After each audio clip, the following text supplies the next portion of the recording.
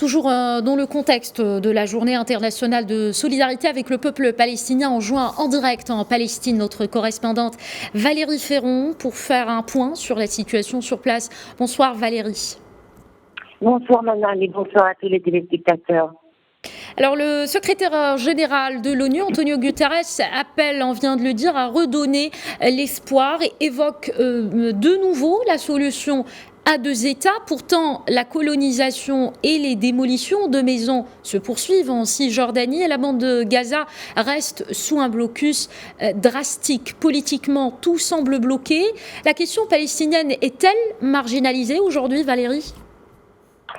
Alors, il y a en tout cas de graves tentatives de la marginaliser. Et il est vrai, Manal, que le contexte international s'y prête d'abord en raison de la grave crise sanitaire due au virus corona qui continue de toucher de nombreux pays, y compris d'ailleurs la Cisjordanie et la bande de Gaza où le nombre de personnes infectées est en très forte augmentation. À cela s'ajoutent bien sûr les tensions régionales avec l'Iran.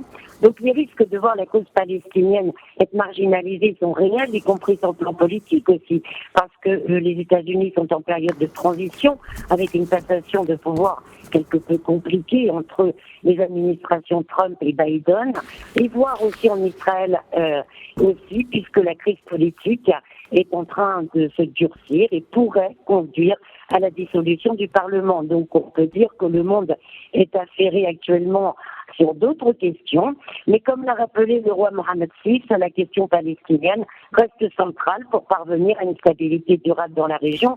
Et une première raison toute simple à mon avis, est de dire que le peuple palestinien ne va pas disparaître.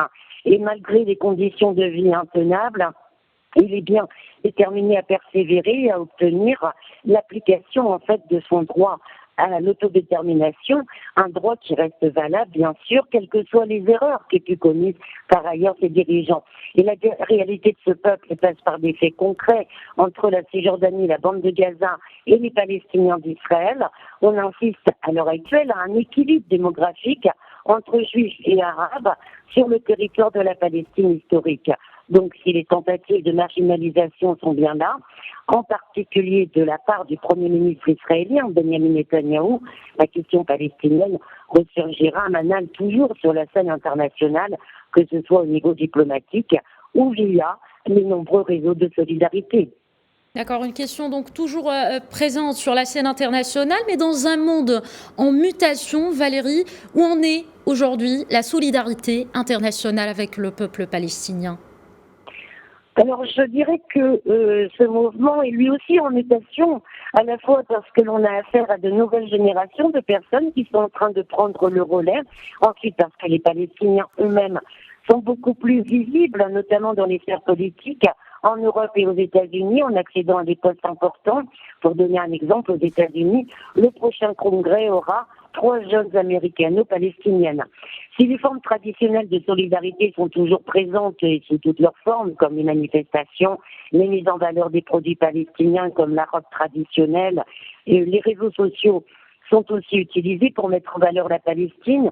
Je pense à un site, par exemple, de jeunes écrivains et artistes à Gaza qui s'appelle We Are Not Numbers, nous ne sommes pas des chiffres.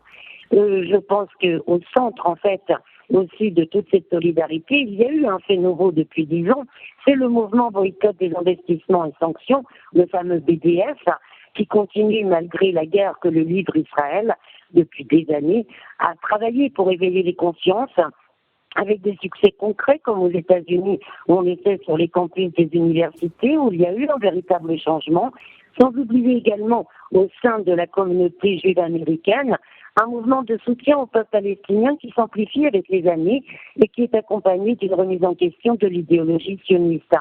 Cette solidarité, Manal, reste également bien entendu présente dans les pays arabes, au niveau des peuples, y compris dans les États qui sont en train de normaliser officiellement leurs relations avec la puissance occupante israélienne.